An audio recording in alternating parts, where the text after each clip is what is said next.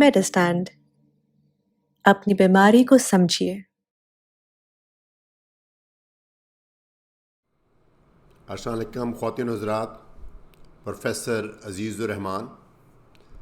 आज मैं एक वीडियो के साथ हाज़िर हुआ हूँ जिसका तअल्लुक़ आम तौर पे जो 50-60 से ज़्यादा उम्र के मेल हैं, मर्द हज़रात हैं, उनसे तअल्लुक़ है। तो ये है एक टेस्ट, ब्लड टेस्ट होता है जिसको बोलते हैं PSA। ये PSA कुछ लोग टेस्ट कराते हैं, वो उसकी वैल्यू थोड़ी सी कई दफ़ा ज़्यादा निकल आती है तो परेशान हो जाते हैं। तो मैंने सोचा कि इसके बारे में कुछ इन्फॉर्मेशन दे दूं कि PSA क्या चीज़ है और इससे बढ़ने से क्या अलामात ज़ाहिर होती हैं और उसका क्या होना चाहिए। तो PSA बनता है प्रोस्टेट स्पेसिफिक एंटीजन। यूँ नहीं समझ लीजिए कि एक प्रोटीन है जो कि एंटीजन, एक लफ्ज़ समझ लीजिए कि एक प्रोटीन है, एक चीज़ है जो हमारे ब्लड में होती है, हर मर्द के ब्लड में होती है। और ये क्यों होती है कि ये हमारा जो प्रोस्टेट है, जो हमारा एक ऑर्गन है, जो मसाना है पेशाब वाला, वो पेशाब की नाली पहले प्रोस्टेट में से गुजर के फिर आप बाहर आती है, तो वो उसको प्रोस्टेट बोलते हैं। इसका काम जो है वो जो हमारा सीमन है, जो मनी जिसको बोलते हैं, उसमें इसका रोल है। अगरचे मनी और भी 2-3 चीज़ें मिला के बनती, बट प्रोस्टेट का भी उसमें काम है। लेकिन चूँकि जो प्रोस्टेट है उसके अंदर से जो पेशाब की नाली गुज़र के आती है, तो कई दफ़ा तो वो प्रोस्टेट टाइम के साथ एक ख़ास उम्र के बाद तकरीबन तमाम मर्द हज़रात का प्रोस्टेट जो है वो साइज़ बढ़ता है। अच्छा, चूँकि ये PSA जो है, ये प्रोस्टेट स्पेसिफिक एंटीजन जो है, ये हमारे प्रोस्टेट में से आता है, तो इसका लेवल बढ़ जाने का मतलब ये होता है आमतौर पे कि शायद आपका प्रोस्टेट बढ़ गया। प्रोस्टेट के बढ़ने की दो बड़ी वजूहात हैं। एक तो वजह ये होती है कि सिंपल जो एज के साथ बढ़ गया, ठीक है ना, वो भी एक मेडिकल इशू है। वैसे ये नहीं कि उसका कोई इशू नहीं है, लेकिन वो सिंपल एज के साथ प्रोस्टेट बढ़ जाता है। जब प्रोस्टेट बढ़ जाता है तो आपका PSA भी बढ़ जाता है।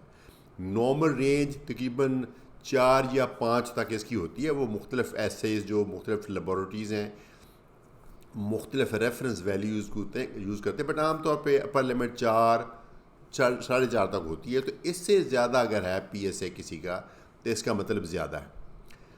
अच्छा, अब इसको करना क्या है? अगर तो आपको कोई सिम्टम्स नहीं, अगर आपको पेशाब करने में किसी तरह की कोई प्रॉब्लम नहीं, तो फिर इसका मतलब है कि आप इसको बेशक इग्नोर कर दें।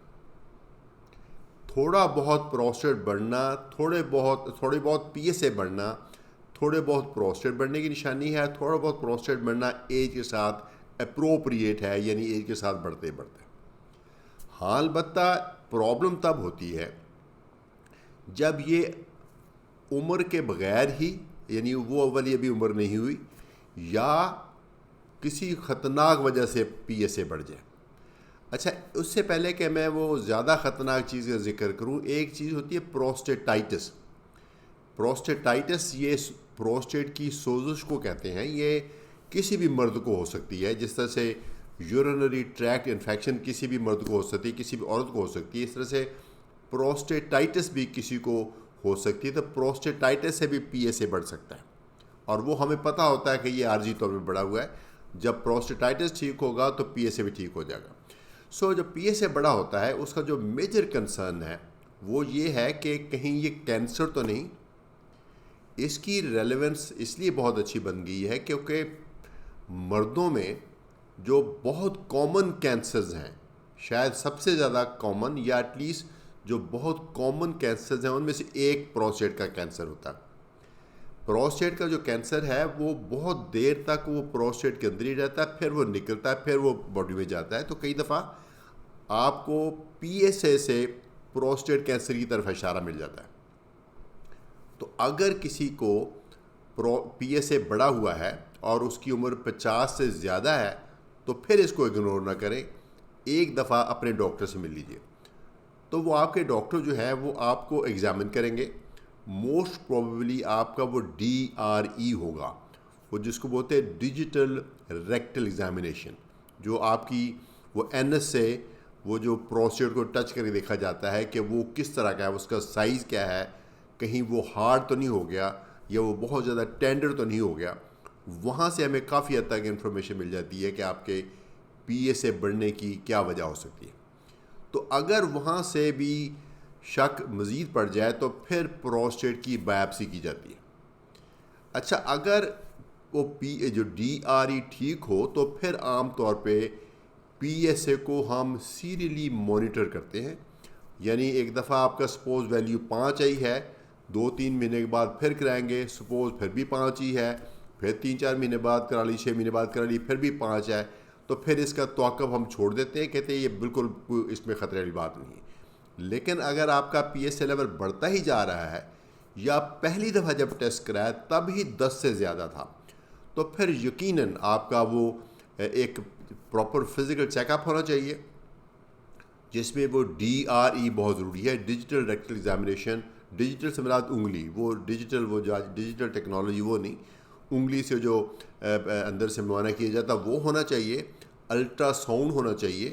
الٹرا ساؤنڈ کے بعد ایک ریکٹل الٹرا ساؤنڈ ہے، وہ پخانے کے اندر سے ڈال کے کیا جاتا پروسٹیٹ کا، وہ بھی ہونا چاہیے. اور اگر ضرورت پڑے تو پروسٹیٹ کی بایپسی ہونی چاہیے اگر آپ کا PSA زیادہ بڑا ہوا ہے. تو تھوڑا بہت PSA بڑا ہونا کچھ نہیں کہتا، اگر زیادہ بڑھ جائے تو پھر یہ کینسر کی نشانی ہے. اچھا، اب یہ ہے کہ کیا اگر کسی کو پیشاب کی علامات ہیں اور اس کا PSA نارمل ہے تو کیا ہم کینسر رول آؤٹ کر سکتے ہیں؟ نہیں، ایسا نہیں ہے، کیونکہ کچھ پروسٹیٹ کینسر ایسے بھی ہیں جو ہوتے وہ کینسر ہیں لیکن وہ PSA نہیں بناتے.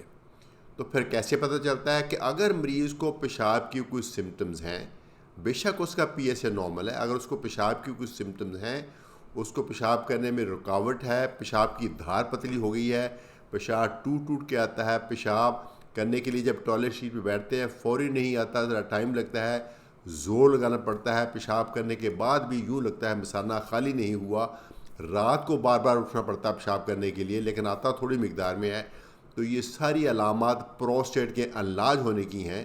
تو پروسٹیٹ اگر انلاج ہو جائے تو PSA نہ بھی بڑا ہوا ہو تو پھر اس کی کچھ میرے خیال میں چیک اپ ہونا چاہیے. ایسا بھی انفارچونیٹلی ممکن ہے کہ پروسٹیٹ کینسر ہو لیکن PSA بڑا ہوا نہ ہو. تو PSA کو ہم عام طور پہ ایک پروسٹیٹ کی نشانی، اس کی پروسٹیٹ کینسر کی نشانی سمجھتے ہیں، لیکن نہ تو پروسٹیٹ کا بڑھ جانا اس چیز کی شورٹی ہے کہ پروسٹیٹ کینسر ہے، نہ PSA کا نہ بڑھنا اس چیز کی ضمانت ہے کہ پروسٹیٹ کینسر نہیں ہے. تو جنرلی میرے خیال میں ایک PSA کے ٹیسٹ سے آپ ڈاکٹر سے جب ملتے ہیں تو ڈاکٹر اس سے لیڈ لے کے آپ کی ہسٹری لیتا ہے، آپ کو ایگزامینٹ کرتا ہے اور آپ کو ٹیسٹ ایڈوائز کرتا ہے، اس کے بعد اوپینین بنتی ہے. تو پھر جو بھی تشخیص نکلے اس کا علاج ہوتا ہے. اگر تو یہ نان کینسرس الائنمنٹ ہے تو اس کو بولتے ہیں B9 prostatic hyperplasia, BPH. B9 is something which is not malignant, یعنی کینسر کے علاوہ جو عام سمپل الائنمنٹ ہے اس کو B9 بولتے ہیں. B9 پروسٹیٹ ہائپرپلیزیا ہے تو موسٹلی آپ کو ڈاکٹر ایک دوائی دیں گے اور اس دوائی سے وہ پیشاب کی آپ کی سمٹم بہتر ہو جائیں گے. ٹھیک ہے، تو وہ آپ کا علاج ہے. اگر اس دوائی کے ساتھ بھی نہیں مسئلہ حل ہوتا تو پھر جا کے وہ آپریشن کیا جاتا ہے جس کو TUR کہتے ہیں. پہلے زمانے میں ہر بندے کو جس کا پروسٹیٹ علاج ہوتا تھا اس کو TUR کروانا پڑتا تھا. آج کل لکیلی بہت سے لوگ ایسے ہیں جن کو TUR کے بغیر ہی دوائیوں سے ان کی علامات کنٹرول ہو جاتی ہے، اگرچہ کچھ میں TUR کرانا پڑتا ہے. لیکن اگر کینسر کا شک ہے، اگر کینسر کا شک پڑ گیا تو پھر بھلے آپ کی سمٹم وہ دوائی سے ٹھیک ہو بھی رہی ہوں، پھر اس کا کوئی نہ کوئی علاج ضروری ہوتا ہے. آگے آف کورس اس کا ٹریٹمنٹ بہت کمپلیکس ہے، کچھ لوگوں میں کچھ ٹریٹمنٹ ہوتی ہے، کسی میں کچھ ہوتی ہے، وہ ڈپینڈ کرتا ہے کہ پروسٹیٹ کینسر کی سٹیج کیا ہے. تو وہ یقیناً نہ صرف آپ کا فزیشین بلکہ وہ جو یورولوجسٹ ہے یا آنکولوجسٹ ہے یا جو وہ ٹیم ہے وہ مل کے فیصلہ کرے گی کہ آپ کے لیے بیسٹ ٹریٹمنٹ کیا ہے. تو اس میسج کے ساتھ کہ PSA کا بڑھنا موسٹلی ایج کے ساتھ تھوڑا سا ہوتا ہے، اگر بہت زیادہ بڑھ جائے تو ایک چیز کرنی ہے، آپ نے اپنے ڈاکٹر سے ملنا ہے اور اس کو بتانا ہے کہ یہ میرا PSA ہے. وہ آگے فردر پلان بتائے گا. ممکن ہے وہ بتائے کہ اس کو ایک دفعہ رپیٹ کرتے ہیں، ممکن ہے یہ کہہ کہ 6 مہینے بعد رپیٹ کرنا، ممکن ہے کہہ دیں کچھ نہیں کرنا، آپ ریسٹ کریں، ریلیکس کریں۔ اجازت چاہوں گا، professor Aziz ur Rahman from med stand, اپنی بیماری کو سمجھیے۔